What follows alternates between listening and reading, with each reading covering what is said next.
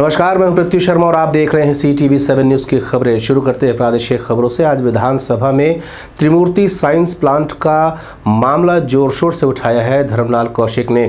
उन्होंने ये भी बताया कि इसके पूर्व इस कंपनी को ब्लैकलिस्टेड कर दिया गया था, जिसकी जानकारी कृषि मंत्री रविंद्र चौबे ने सदन में दी थी, लेकिन बाद में फिर इसे न सिर्फ ठेका दिया गया बल्कि इसका भुगतान भी कर दिया गया और अब इस कंपनी को पुनः जांच के दायरे में लाने की मांग की गई है, जिसके लिए एक कमेटी का गठन कर दिया गया है। और अब उन्होंने ये विश्वास जताया है कि जो भ्रष्टाचार है वो बड़े पैमाने का है और वो अब उजागर होकर रहेगा।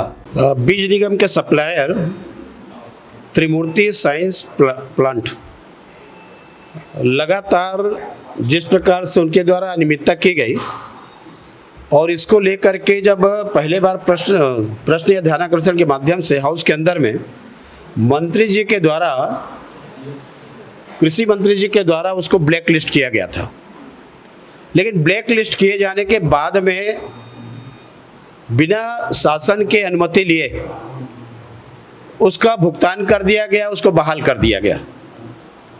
और जब फिर यहाँ पर प्रश्न लगा तो फिर बताया गया जवाब में कि उसको फिर डिबार कर दिया गया है।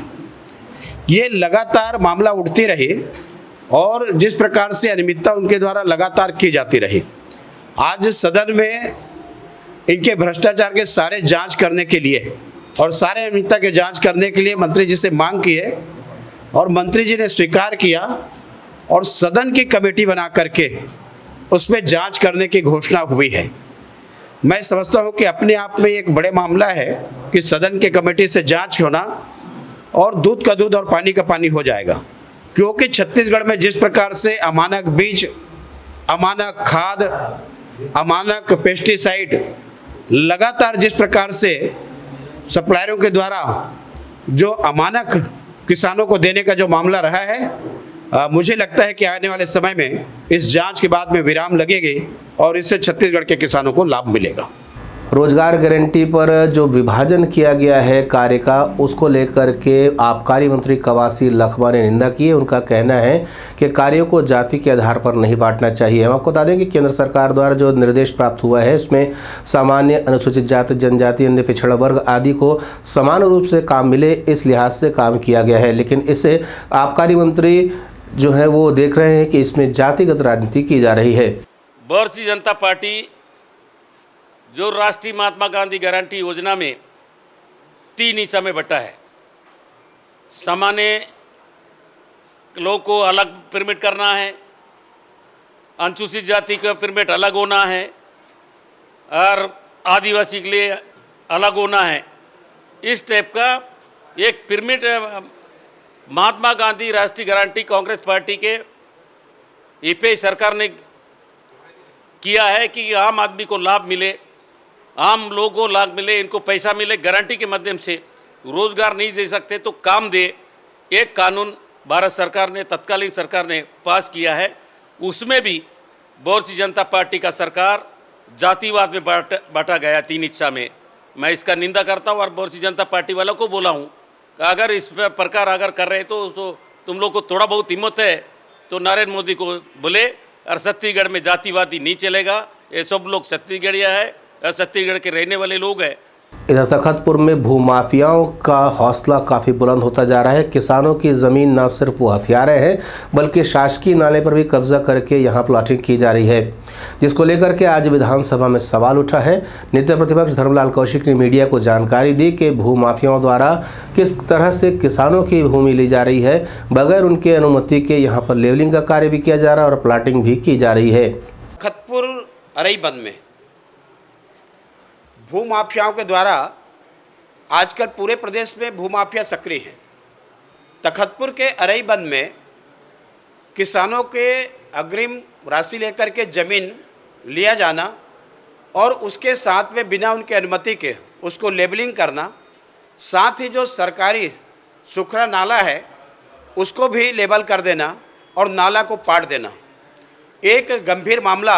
इसको लेकर के ध्यानाकर्षण लगाया गया और ध्यानाकर्षण में मंत्री जी का जवाब आया कि उसको पुनः नाला बनाने की कार्रवाई करने का आदेश जारी किया गया है और इसके द्वारा नाला निर्माण का कार्य प्रारंभ कर दिया गया है। वास्तविक में जिस प्रकार से यहाँ भूमाफियाओं के द्वारा, चाहे वो सरकारी ज़मीन हो, नाला के ज़मीन हो, नदी के किनारे हो, मतलब ज़रा भी संकोच नहीं होती कि उसको अपने कब्जा में लेने में। लेकिन मंत्री जी ने इसमें आदेश किया है और मैं समझता हूँ कि कोई भी छत्तीसगढ़ के जो नाला है वो किसी भूमाफिया के कब्जे में ना जाए। और आज अरईबन का जो मामला है वो तस्वीर साफ हुआ है। वो नाला से जिन लोगों को लाभ मिलते रहा है वो लाभ पुनः मिलेंगे और विधिवत रूप से नाला अस्तित्व में रहेगा। इसके लिए आज जो घोषणा की गई है मैं समझता हूं कि ये जनहित में है और उसका लाभ मिलेगा। इधर खैरागढ़ चुनाव के लिए कांग्रेस ने अपना उम्मीदवार घोषित कर दिया है। यहां पर कुल 23 दावेदार थे कांग्रेस की ओर से, जिसमें से 6 लोगों का नाम का पहले पैनल तैयार किया गया, उसके बाद इस पर विचार किया गया और अब यशोदा वर्मा को यहां का प्रत्याशी घोषित किया गया है, जिसकी जानकारी मोहन मरकाम ने मीडिया को दी।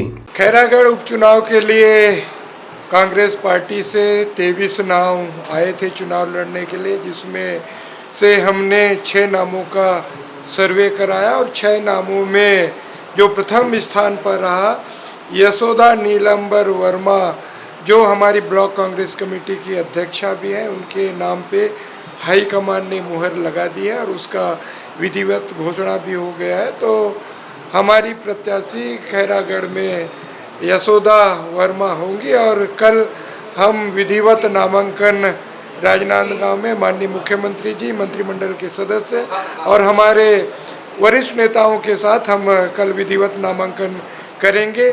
उसके साथ साथ चुनाव संचालन समिति की भी घोषणा हमने की है। माननीय वरिष्ठ मंत्री रविंद्र चौबे जी के नेतृत्व में एक चुनाव संचालन समिति की घोषणा की है और कल से ही हम लोग चुनाव के प्रक्रिया में आगे बढ़ेंगे। मार्गदर्शक सामाजिक सेवा संस्थान की ओर से रामानुजगंज में एक कार्यक्रम का आयोजन किया जा रहा है, जिसमें लोकतंत्र की बारीकियों पर न सिर्फ चर्चा की जाएगी बल्कि जो हिंसा का दौर चल रहा है अलग अलग स्थानों में, उसे भी किस तरीके से शांत किया जाएगा, इस पर भी विचार विमर्श किया जाएगा। बजरंग मुनि, जो कि रामानुजगंज के रहने वाले हैं, भारतीय जनता पार्टी में लंबे समय तक सक्रिय रहने के बाद 1984 से लेकर के 99 तक इन्होंने भारतीय संविधान पर शोध किया है और 5 वर्षों तक रामानुजन नगर पालिका में लोक स्वराज के लिए प्रयोग किए हैं।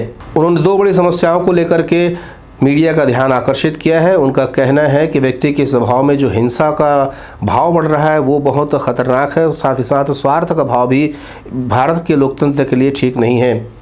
वहीं उन्होंने ये भी कहा है कि यहाँ पर न सिर्फ समस्याओं पर चर्चा की जाएगी बल्कि इसके निराकरण पर भी विचार विमर्श किया जाएगा। हम लोग रामानुजगंज में 2 और 3 अप्रैल को लोक स्वराज सम्मेलन रख रहे हैं। उसके 2 उद्देश्य हैं कि समाज से, व्यक्ति के स्वभाव से हिंसा और स्वार्थ घटे तथा विकृत लोकतंत्र के जगह पर लोक स्वराज स्थापित हो। हम इस दिशा में रामानुजगंज में शुरुआत करने जा रहे हैं।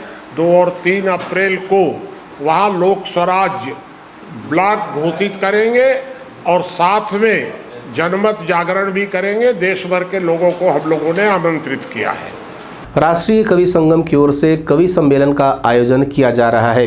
हम आपको बता दें कि श्रीलंका से एक यात्रा निकली है महाशिवरात्रि से, जो कि रामनवमी के दिन अयोध्या पहुंचेगी।